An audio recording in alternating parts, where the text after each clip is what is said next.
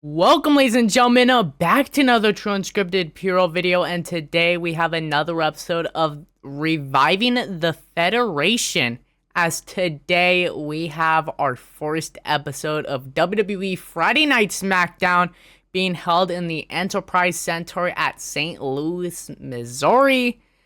And we have a stacked card for you here tonight. We have Michin taking on Rhea Ripley, Uncle Howdy taking on Tama Tonga, Alexa Bliss and Charlotte Flair taking on Bayley and Lyra Valkyria, plus Randy Orton will be in his hometown here tonight. But without further ado, let's get into the action. Kicking things off in a pre-show match, you have Royce Keys defeating Borto in a terrible match. It says terrible, it wasn't too bad. Afterwards, you have Alex Shelley defeating Apollo Crews in a pre-show bout that had subpar wrestling and little heat. 54 rating, not too bad. Afterwards, kicking off SmackDown, you have a promo from Randy Orton. SmackDown opens as Randy Orton makes his entrance to a huge hometown pop. Orton enters the ring and grabs a microphone, but takes his time to speak as he soaks in a loud "Randy, Randy, Randy" chant from the audience. Orton finally speaks as he mocks Cody Rhodes, asking St. Louis what they want to talk about. Orton says that this is his hometown. He was born and raised here by WWE legend Bob Orton Jr., and he still calls this place home. But Orton hasn't been able to step into St. Louis as WWE champion in over 12 years.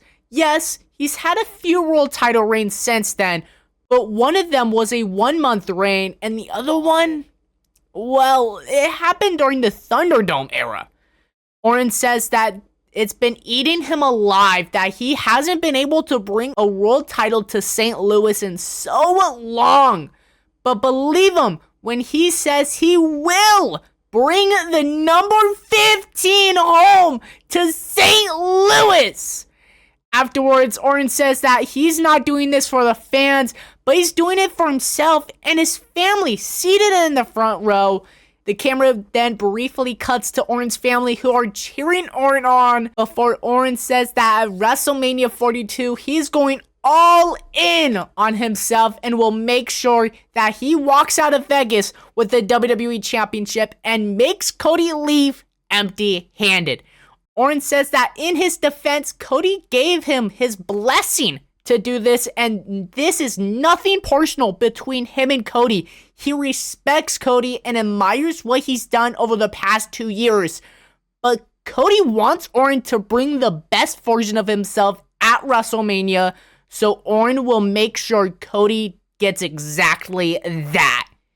Orton says that he knows the voices that have been talking to him recently have also been talking to Cody, and points out how Stephanie McMahon had to bring that dark side out of Cody on Raw, telling him that Cody needs to listen to those voices if he wants a chance of retaining his title. Orton says that the voices Cody has been listening to recently are telling him that he's not a killer. He doesn't have that killer instinct in him. While whatever voices Orton has woken up recently can't be put to bed that quickly. Orton finishes his promo by telling Cody that he has 2 weeks until WrestleMania. He still has time to find those voices, those inner thoughts that no sane men would want to listen to.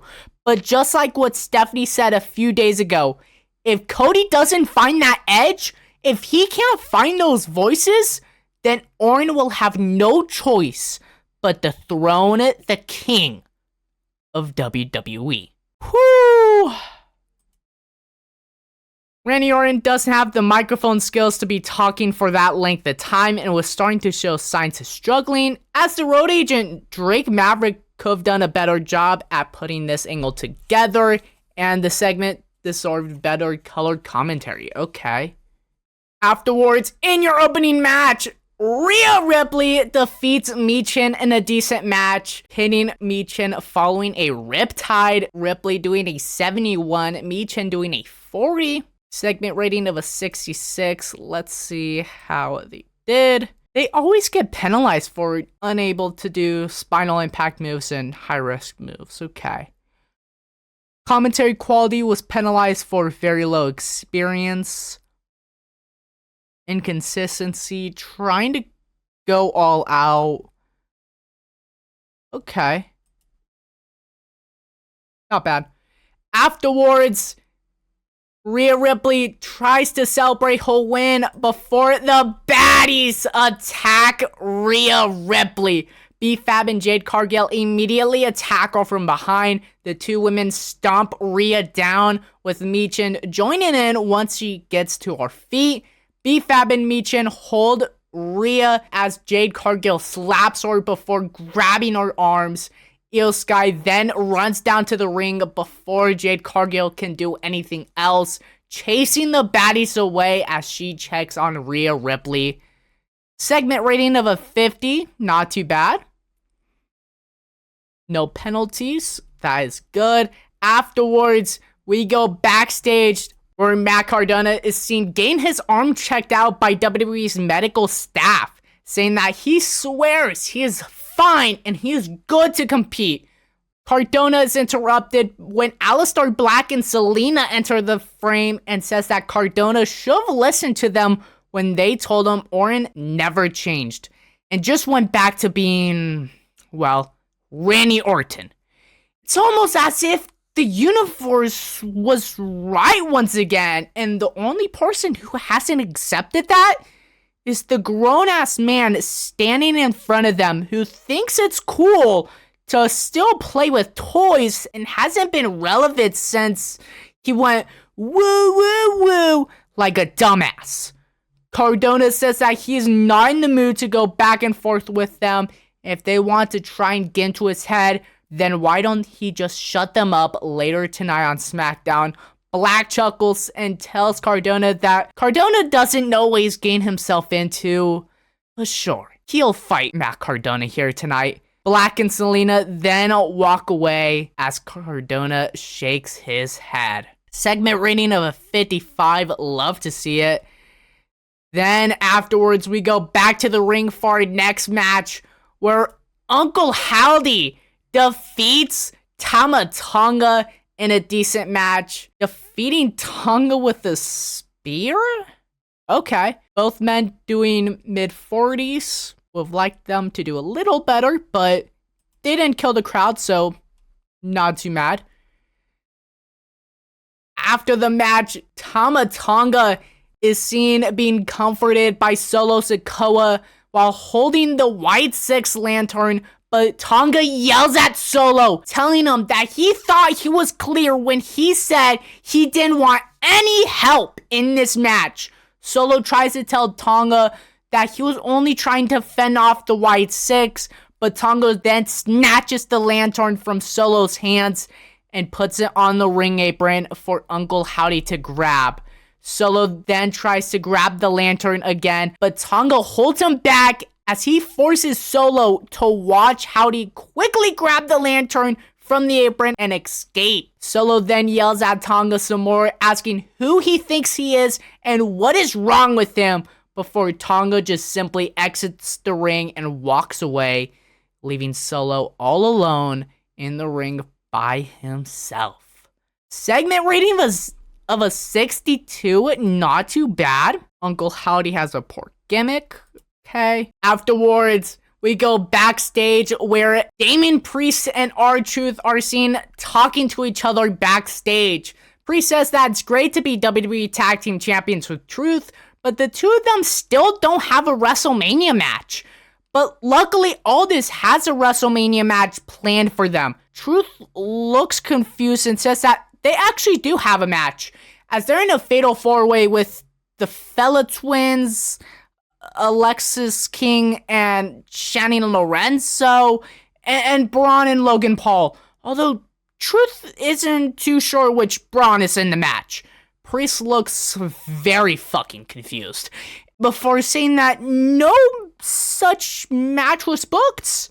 And the only 4-way on the Mania card is the women's tag title match. Truth nods and says that that's exactly what he's talking about. And they have a match at Mania in that 4-way. Priest tries to explain the truth that that's for the WWE Women's Tag Team Championships and not a toxic team like Priest and Truth. Kit Wilson then enters the frame as he says that the fact that these two washed up has-beens being champions before him in 2026 is toxic. Truth gets happy and immediately hugs Wilson, saying that he's so happy to finally reunite with Dom and Nick Mysterio. Wilson pushes Truth off, looking disgusted as he asks Truth what his problem is.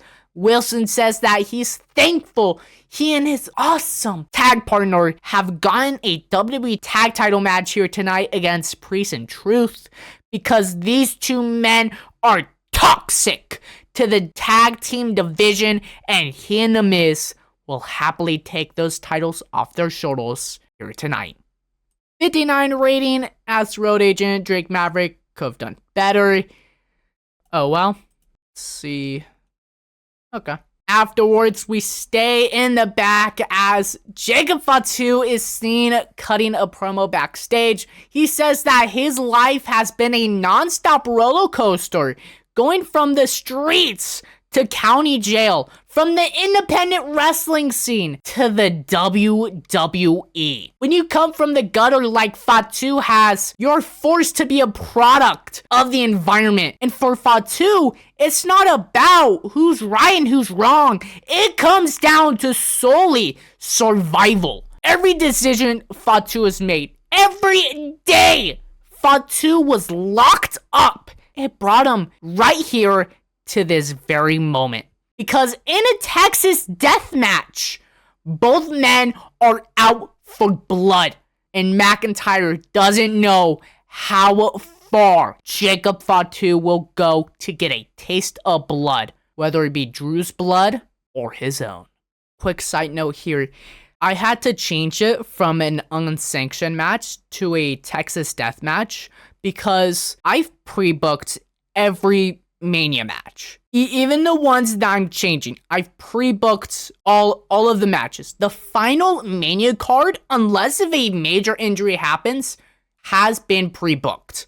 When I was setting up Jacob Fatu and Drew McIntyre, I got warnings that the unsanctioned match was too extreme and too violent for our audience. So I was looking at the available options, and the only one, in my opinion, that seemed close to it was a Texas death match, because apparently that's fine. So that match is now a Texas death match. If I ever say it's an unsanctioned match, just replace it with Texas death. I can't guarantee that I'll remember that's a Texas death match. But just a quick side note, because yeah. But afterwards, we stay in the back as we go to the MFTs, where Solo Sikoa is seen berating Tama Tonga for giving the lantern back to the White Six, saying that they don't deserve it after everything they've done to the MFT, before Tonga cuts him off, saying that he had to give it back. Solo tries to protest and say that he didn't have to do shit, but Tonga shuts him up again by telling him to look at where the MFT was at a year ago versus now. A year ago, Solo Sikoa was a United States champion. Solo Sikoa was challenging Cody Rhodes for the WWE Championship.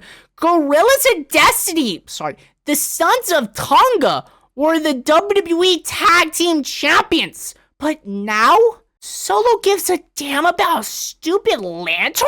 Tonga says that Solo promised him gold when he arrived to WWE and not being able to hold some pointless lantern. Tonga gives Solo an ultimatum. The MFT can go back to winning gold and being dominant again, or the MFT can go back to feuding with the White Six and Tonga will leave the group. Solo stares down Tonga for a second, before saying that Tonga's right. Solo promised all of them gold in the WWE, and the White Six's lantern isn't holding up to that deal. Solo puts his hands up and apologizes before saying that this ended tonight with Uncle Howdy versus Tama Tonga. They're going back to chasing gold. 48 rating, better than I was expecting, and it didn't kill the crowd, so really happy with that.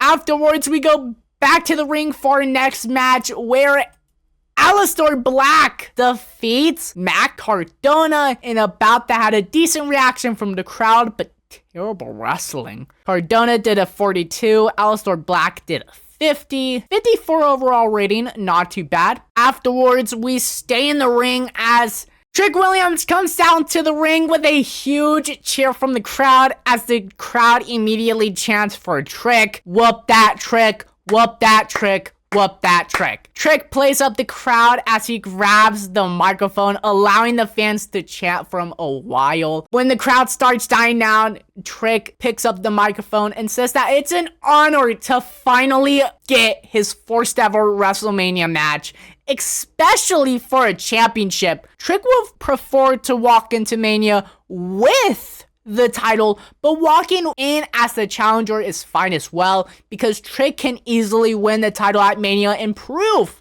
why he's the future of the industry. Trick says that he knows this is supposed to be Zayn's celebration after winning the title last week, and Zayn can have his moment soon, but he wants the pyrotechnics to honor him by giving him some extra pyro.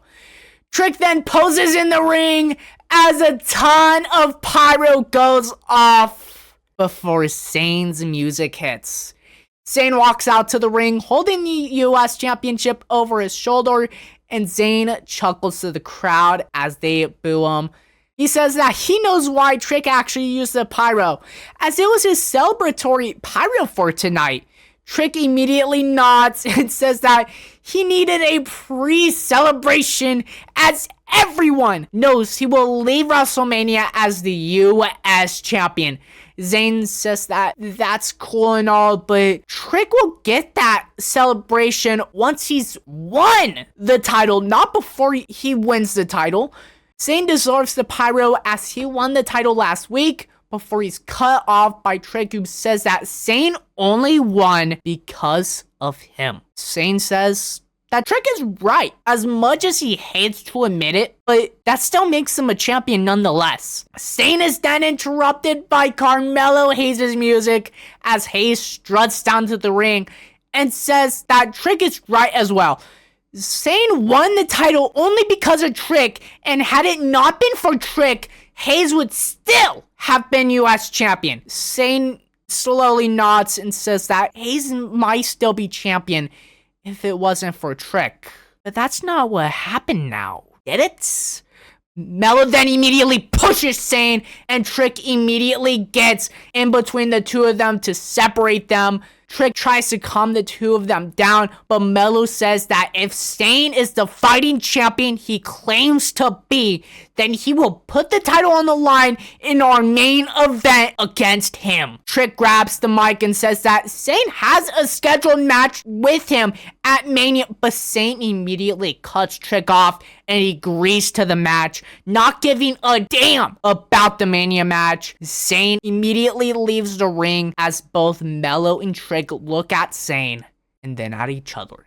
Segment deserved better color commentary. Okay.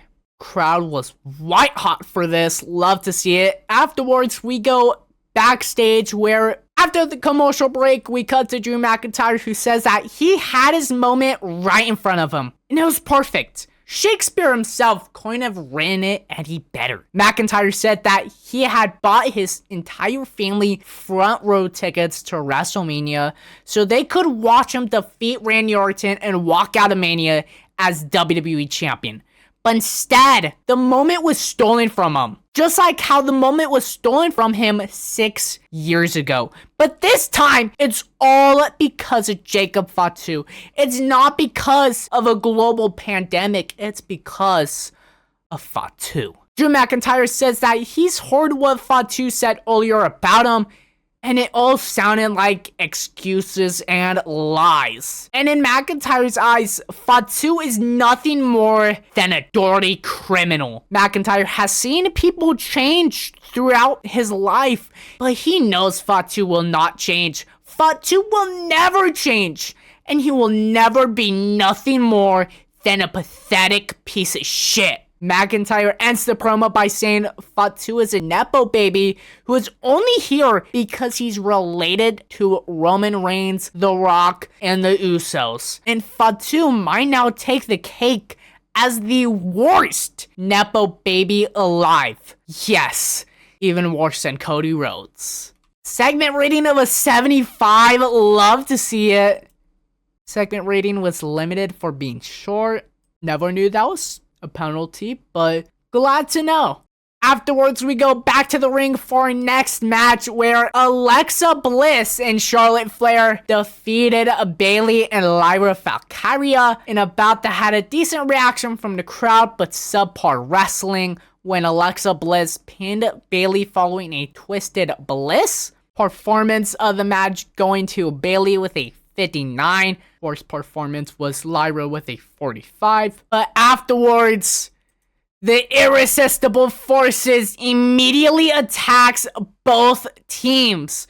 Legend attacks Bliss and Lyra Valkyria inside the ring, while Nia Jax takes care of Charlotte Flair and Bayley on the outside. The Irresistible Forces leave both teams laid out in the middle of the ring and at ringside as they grab their WWE Women's Tag Team Championships and raises them high in the air, taunting the crowd as the show goes to a commercial break. And once we come back from commercial break, we go back to the ring as Damian Priest and R-Truth defeat Kit Wilson and The Miz when Damian Priest pins The Miz following a South of Heaven. Kit Wilson was the weak link, struggling to keep up with everyone else's in-ring performance, doing a 39. Performance of the match going to Damian Priest with a 59. Segment rating of a 58. R-Truth and Kit Wilson both have flavor of the month. Love to see that. All the penalties. Physical condition, holding back, trying to go all out, inconsistency. Okay. Afterwards, we have Trick Williams' entrance. As before our main event, Trick's theme song plays throughout the arena as Trick comes down to the stage. The fans immediately start chanting, "Whoop that Trick," to the beat of the song as Trick walks to the commentary table.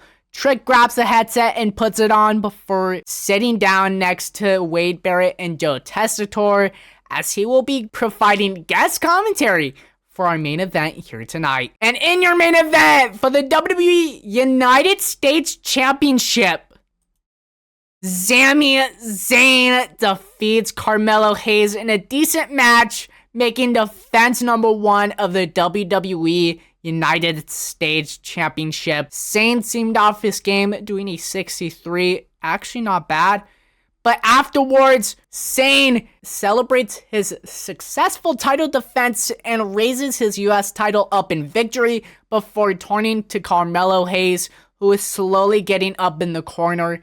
Zayn sticks his hand out and goes to shake Carmelo's hand before Trick enters the ring and hits Zayn with a forearm to the back of the head, causing Zayn to hit Melo and leave both men laying down. Trick immediately starts stomping away on Zayn and Melo and taunts the crowd as boos start pouring in.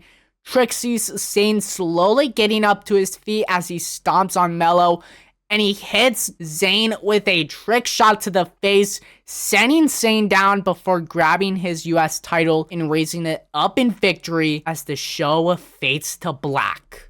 Is this a sign of things to come at WrestleMania 42 in 2 weeks? Only time will tell. Patrick Scott could have done better. And we finished the show with a... Fuck me. With a 67 overall rating. The show lost its popularity in 17 regions. We would have gained popularity in 8 regions, but growth was restricted. And Carmelo Hayes was used a little too much. Oh well. Financial report. Okay. Made almost 800 grand. Popularity recap. Yeah. Okay. But that's gonna do it for today's episode of Reviving the Federation. I like how it's the first episode of Reviving the Federation and we are already losing popularity. I mean, you gotta hit some highs and lows, you know? I knew I was gonna lose popularity. It happens like every WWE save I do. Oh well. That's gonna do it for today's episode. I've been True Unscripted Puro, and I'll see you all next time when we have Monday Night Raw live from Toyota Arena.